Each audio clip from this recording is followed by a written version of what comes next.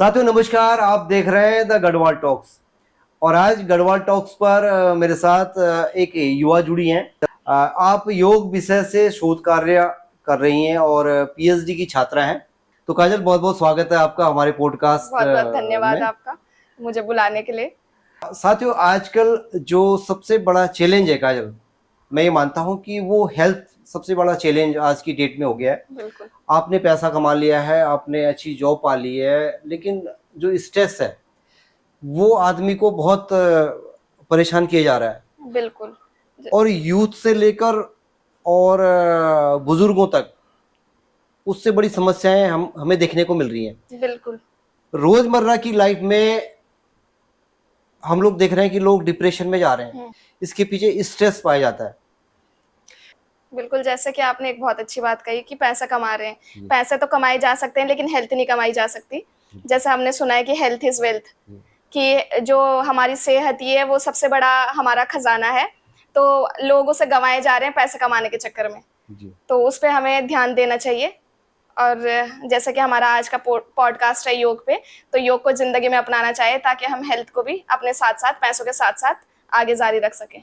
योग के कई आयाम हैं, उसके बारे में हम विस्तृत चर्चा करेंगे आपके साथ कि योग क्या है, किस तरह से मानव जीवन के उद्धार के लिए योग एक बहुत सशक्त माध्यम बन सकता है। कल मैंने एक इंटरव्यू देखा, नितिन गडकरी जी का मैं इंटरव्यू देख रहा था, तो उन्होंने ये कहा कि भाई मेरा जो वजन था वो एक बार 135 केजी जा चुका था और मैं अपने दैनिक कार्यों में इतना व्यस्त हो गया था कि मैंने अपनी हेल्थ को इग्नोर कर दिया था। लेकिन मुझे बाद में समझ आया कि हेल्थ जीवन का सबसे मुख्य अंग है। यदि आप उसको इग्नोर करते हो तो समझ लीजिए कि आप जिंदगी को इग्नोर कर रहे हैं। तो मेरे माइंड में आज इसीलिए मेरे दिमाग में विचार आया कि यदि आप हेल्थ सेक्टर में काम कर रहे हैं और योग की छतरी के नीचे आज पूरी दुनिया जुड़कर योग अपना रही है, तो योग विषय में जो शोध कर रहा है जो छात्र, वो ज्यादा बेहतर इस पर फोकस कर सकता है। रोजमर्रा के हम जीवन में देख रहे हैं कि लोग योग को एक तरह से प्राणायाम, कुछ आसन और इस तरह से देखते हैं। मैं आपसे जानना चाह रहा हूं कि आप एक शोधकर्ता के रूप में योग आपके लिए क्या है? देखिए बिल्कुल, जैसे हम आसन देखें तो आसन सिर्फ योग का एक अंग है। हम अष्टांग योग पे जाएं तो उस पे सबसे पहले हमें यम नियम को फॉलो करने के लिए बोलते हैं। उसके बाद आसन, प्राणायाम, प्रत्याहार, धारणा, ध्यान और समाधि, ये योग के अंग है। तो उस पे दो छोटे से अंग हैं, आसन और प्राणायाम। बाकी जैसे यम नियम हो गए, अगर हमने इन्हें पहले फॉलो नहीं किया तो हमें आसन पे थर्ड स्टेप में जाने का कोई विचार ही नहीं लाना चाहिए। और यम नियम के अंदर आते हैं जैसे शौच, संतोष, तप, स्वाध्याय, ईश्वर प्रणिधान, अहिंसा। ये सारी चीज जब तक हम फॉलो ना करें, आसन तो बहुत बात की बात है।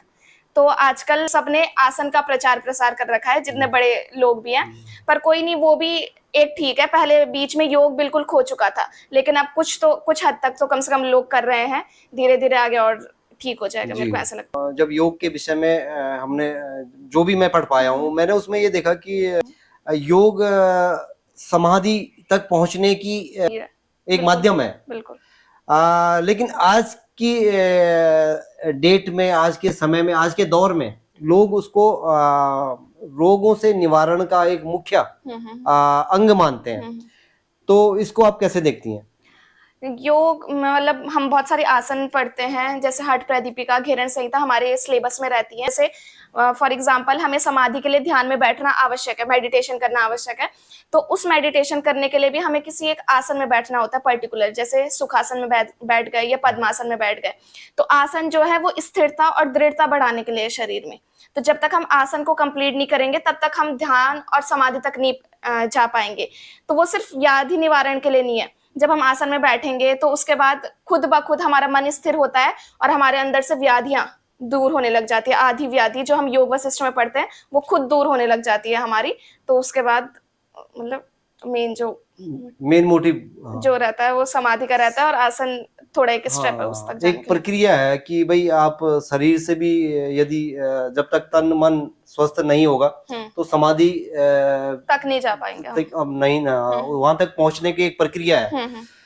लेकिन आज के समय में बहुत सारी बीमारियों ने मनुष्य को घेर लिया है। लाइफ स्टाइल जो चेंज हो गया है, वो पहले लाइफ स्टाइल ये नहीं होता था। आज बहुत स्ट्रेस लोगों के अंदर है। एमएनसीज कंपनियों को ज्वाइन किया हुआ है, तमाम जो हमारे यूथ हैं, और यहाँ दिन है तो वहाँ रात है, बिल्कुल। वहाँ रात है तो यहाँ दिन है, तो ये डिस्टरबेंस एक तरह से यूथ को फेस करनी पड़ रही है।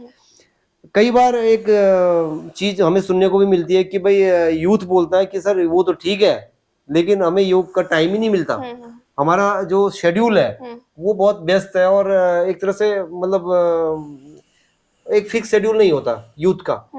उनके लिए आप क्या कहना चाहेंगे कि वो किस तरह से मतलब योग का लाभ ले सकते हैं, जो यूथ आज की डेट में इस तरह की चीजों को फेस कर रहा है?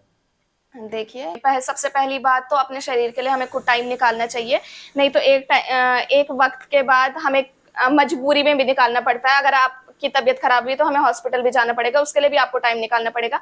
लेकिन अगर फिर भी आपके पास अगर समय नहीं है आसन वगैरह करने के लिए, अगर आप नॉर्मल स्ट्रेच करिए बॉडी को थोड़ा बहुत, मैं ये नहीं बोल रही बिल्कुल एडवांस आसन की तरफ आप जाइए, थोड़ा बहुत स्ट्रेच करिए। और अगर आपके पास उतना समय भी नहीं है तो योग सिर्फ हम आसनों तक सीमित नहीं है, योग में हमारे मानसिक शक्ति या जिस प्रकार से हम चीजों को हैंडल करते हैं वो सब चीज भी योग है। तो जैसे हम एमएनसी वगैरह में जैसे आपने बोला काम कर रहे हैं, तो वो अपने मन से भी दृढ़ हो सकते हैं। जैसे वो संतोष या ईश्वर प्रणिधान इन सबको अपनी लाइफ में अगर लाएंगे तो उनके बाद खुद ब खुद सब चीजें ठीक होने लग जाएगी और वो स्ट्रेस और डिप्रेशन से अपने आप दूर होते चल जाएंगे। तो संतोष मीन सेटिस्फेक्शन लाना, किसी भी चीज में एक सेटिस्फाइड रहना, तो आप खुद देखेंगे कि वो डिप्रेशन से आपको दूर कर रहा है। और ईश्वर प्रणिधान मीन सरेंडर कर देना गॉड को, जो हो रहा है भगवान देखेंगे। और मैं ये अच्छे मोटिव में कह रही हूँ, ये नहीं कि हम कुछ भी बुरा काम करके और उसके बाद सरेंडर कर दे कि भगवान देखेंगे, कुछ अच्छे मोटिव में कि मैंने अपनी तरफ से पूरा कर्म कर दिया है, बाकी जो रिजल्ट होगा वो भगवान के ऊपर छोड़ देना। ये दो चीजें अगर वो अपनी लाइफ में लाएंगे तो मुझे लगता है स्ट्रेस और डिप्रेशन से अपने आप दूर हो जाएंगे, क्योंकि ये दो चीजें मैंने खुद अपनी लाइफ में उतार कर देखी है, इसलिए मैं ये बोल सकती हूँ। बहुत ही इंटरेस्टिंग चर्चा जो है काजल के साथ हमारी कंटिन्यू है, और बहुत मतलब क्रूश मतलब बहुत जो मेन कुछ चीजें ऐसी हैं जिनको आप डिस्क्लोज कर रही हैं, जो अभी तक जो है एक युवा उस नजर से उस चीज को नहीं देख पाता। बिल्कुल, जैसे डिप्रेशन हमें होता है तो हमें चीजों मतलब आसपास के इन्वायरमेंट से होता है। अगर आपके पास कोई वजह रहेगी कि हम किसी के कोई है मतलब हमें देखने के लिए, तो आपको डिप्रेशन नहीं होगा। जैसे आजकल हम पेरेंट्स से भी बहुत दूर जा रहे हैं, यूथ देखता है कि हमें पेरेंट्स तक नहीं समझते। जब तक उनके पास कोई मोटिव नहीं रहेगा कि कोई हमें देख रहा है या समझ रहा है, तब तक वो डिप्रेशन की ओर चले जाते हैं। मुझे लगता है कि भक्ति या आध्यात्मिक होना एक बहुत अच्छी चीज है, ताकि हम किसी के ऊपर निर्भर रह सके, कि हमें कोई तो लगे कि हाँ ईश्वर हमारे साथ है, तो उसके बाद आदमी डिप्रेशन और स्ट्रेस से दूर जाता है, मुझे ऐसा लगता है।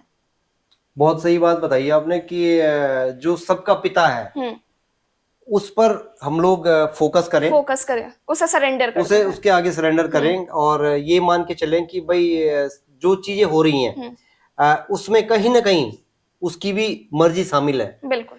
बहुत बहुत महत्वपूर्ण बात आपने ये बताई, और एक यूथ यदि इस चीज को समझ पा रहा है तो ये कहीं ना कहीं मुझे लगता है कि तमाम जितने भी दर्शक हमें देख पा रहे हैं उनके लिए एक बहुत पॉजिटिव साइन है।